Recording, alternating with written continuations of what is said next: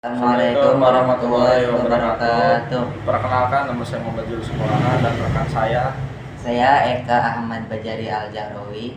Kami di sini akan menjelaskan tentang saya sebagai IP address dan saya sebagai MAC address. Oke, di sini saya akan menjelaskan IP address.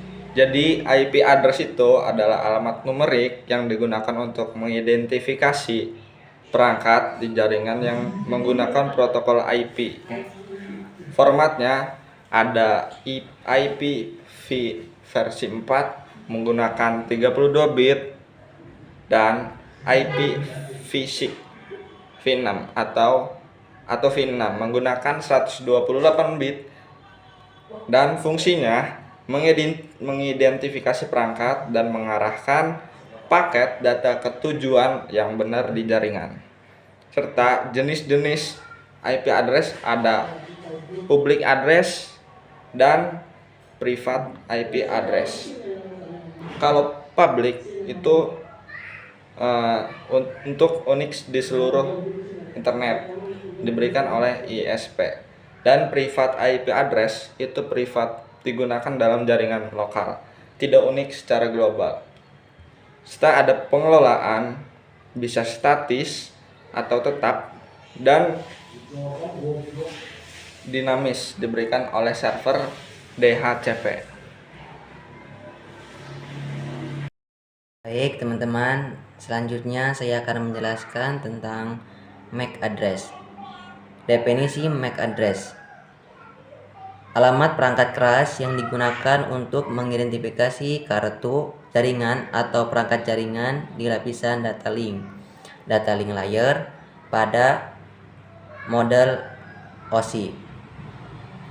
Yang kedua ialah format MAC address menggunakan 48 bit, ditulis sebagai 6 pasangan digit heksadesimal yang dipisahkan oleh tanda titik 2 atau tanda hubung. Contoh 00.2, 1A.2, 2B.2, 3C.2, 4D.2, 5E.2. Yang ketiga ialah fungsi MAC address mengidentifikasi perangkat dalam jaringan lokal LAN dan memastikan data kirim ke perangkat yang tepat. Yang keempat ialah jenis MAC address: Universally Administered Address UAA, ditetapkan oleh produsen dan bersifat unik. Local Administered Address LAA, bisa diubah oleh administrator jaringan untuk kebutuhan khusus. Yang kelima ialah pengelolaan MAC address, ditentukan oleh produsen perangkat keras dan biasanya tidak berubah meskipun bisa diubah secara manual.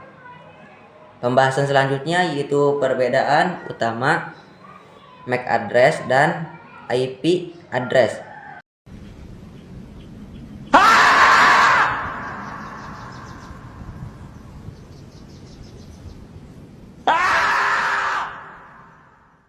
Tingkat penggunaan IP address digunakan untuk komunikasi antar jaringan internet atau jaringan lokal, sedangkan MAC address itu digunakan untuk komunikasi dalam jaringan lokal.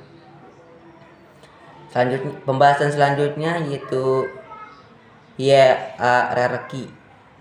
IP address bersifat hierarkis dan bisa berubah sesuai jaringan yang digunakan. MAC address bersifat tetap dan unik untuk setiap perangkat keras.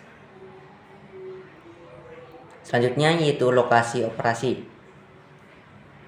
IP address beroperasi di lapisan jaringan network layer, sedangkan MAC address beroperasi di lapisan data link layer.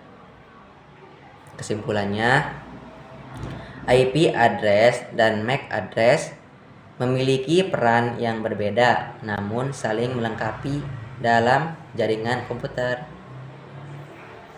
IP address memungkinkan pengalamatan dan pengiriman data secara global, sementara MAC address memastikan data dikirim ke perangkat yang benar dalam jaringan lokal. Selanjutnya kita akan menjelaskan tentang router dan Switch. yang pertama ada router. Router fungsinya menghubungkan berbagai jaringan yang berbeda, seperti jaringan lokal atau LAN, ke jaringan yang lebih luas atau WAN.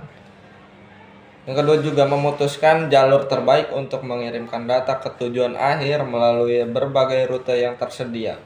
Cara kerjanya menggunakan table routing untuk menentukan rute terbaik bagi paket data, serta bekerja pada layer 3 atau network layer dalam model OSI, serta juga dapat mengelola lalu lintas antara subnet yang berbeda dengan menggunakan protokol seperti IP. Fitur tambahannya biasanya dilengkapi dengan fungsi NAT atau Network Address Translation untuk memungkinkan beberapa perangkat di jaringan lokal menggunakan satu alamat IP publik. Seringkali memiliki fitur keamanan tambahan seperti firewall dan VPN, serta mampu melakukan manajemen bandwidth dan quality of service. Oke, selanjutnya yaitu kita membahas tentang switch. Fungsi utama switch menghubungkan berbagai perangkat dalam satu jaringan lokal LAN seperti komputer, printer, dan server. Mengalihkan data hanya ke perangkat tujuan yang spesifik dalam jaringan yang sama. Cara kerja switch menggunakan tabel MAC address untuk menentukan ke perangkat mana data harus dikirim. Bekerja pada layer 2, data link layer dalam model OSI. Tidak membentuk keputusan routing untuk jaringan eksternal, hanya mengelola lalu lintas internal. Fitur tambahan switch mampu meningkatkan efisiensi jaringan dengan mengurangi kolisi data menggunakan metode switching. Beberapa switch canggih, mana get switch, dapat memberikan fitur tambahan seperti PLAN, virtual LAN, pengatur host, dan manajemen jaringan melalui SNMP. Perbandingan kunci lapisan OSI. Router beroperasi pada layer 3 network, sementara switch beroperasi pada layer 2 data link. Fungsi utama router menghubungkan berbagai jaringan dan menentukan rute terbaik untuk data antar jaringan, sedangkan switch menghubungkan perangkat dalam jaringan yang sama dan mengarahkan data ke perangkat yang benar. Cara penggunaannya, router digunakan untuk menghubungkan LAN ke WAN atau internet. Sementara switch digunakan untuk menggunakan perangkat dalam LAN. Kedua perangkat ini sering digunakan bersama dalam jaringan yang lebih besar untuk mengoptimalkan kinerja dan keamanan jaringan. Router menangani tugas menghubung antar jaringan, sedangkan switch mengelola komunikasi perangkat dalam jaringan yang sama.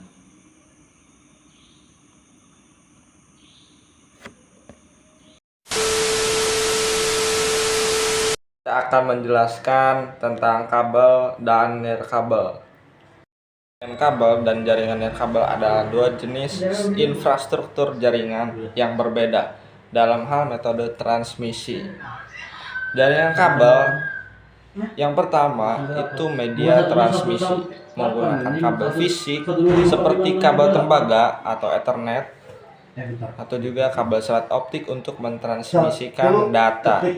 Serta yang kedua itu kecepatan dan kinerja, biasanya menawarkan kecepatan yang lebih tinggi dan kinerja yang lebih stabil dibandingkan jaringan nirkabel. Kurangnya rentan terhadap gangguan interferensi dan memiliki latensi yang lebih rendah. Yang ketiga, keamanannya. Lebih aman karena akses fisik ke kabel diperlukan untuk mengakses jaringan sehingga sulit untuk diintersepsi. 4. Pemasangan dan biaya juga lebih rumit pemasangannya dan mahal karena memerlukan infrastruktur kabel yang harus dipasang secara fisik. Yang kedua, perubahan atau penambahan titik. Jaringan bisa memerlukan pekerjaan tambahan seperti pemasangan kabel baru. Contohnya, ideal untuk jaringan perusahaan besar, data center, dan aplikasi yang memerlukan bandwidth tinggi, seperti video editing atau server. Saya akan melanjutkan pembahasan selanjutnya, yaitu jaringan nirkabel. Pembahasan yang pertama ialah media transmisi jaringan nirkabel, yaitu menggunakan gelombang radio untuk mentransmisikan data melalui udara tanpa kabel fisik. Kecepatan dan kinerja biasanya lebih lambat dan bisa mengalami interferensi dari perangkat elektronik lain atau halangan fisik seperti dinding. Kinerja dapat bervariasi tergantung pada jarak antara perangkat dan titik akses, serta interferensi lingkungan. Selanjutnya yaitu keamanan jaringan nirkabel. Lebih rentan terhadap intersepsi dan serangan jaringan seperti hacking, meskipun enkripsi seperti WPA3 dapat membantu meningkatkan keamanan. Pemasangan dan biaya jaringan nirkabel. Biayanya, pemasangan lebih mudah dan cepat karena tidak memerlukan kabel fisik. Fleksibel untuk menambah atau memindahkan perangkat tanpa perlu memasang kabel baru. Contoh penggunaannya, ideal untuk jaringan rumah, kantor kecil, dan area publik seperti kafe atau bandara di mana mobilitas dan kemudahan akses menjadi prioritas. Perbandingan kunci kecepatan dan stabilitas. Jaringan kabel umumnya lebih cepat dan stabil daripada jaringan nirkabel. Mobilitas jaringan nirkabel menawarkan mobilitas yang lebih baik, memungkinkan perangkat untuk terhubung ke jaringan tanpa batasan kabel fisik. Keamanan, jaringan kabel biasanya lebih aman dari ancaman eksternal karena memerlukan akses fisik, sedangkan jaringan nirkabel lebih rentan tetapi bisa diamankan dengan enkripsi yang kuat. Instalasi jaringan kabel memerlukan instalasi fisik yang lebih kompleks dan mahal, sedangkan jaringan nirkabel lebih mudah dan cepat untuk dipasang. Dalam banyak kasus, kombinasi dari dua jenis jaringan ini digunakan untuk mengoptimalkan kinerja dan fleksibilitas jaringan sesuai kebutuhan spesifik.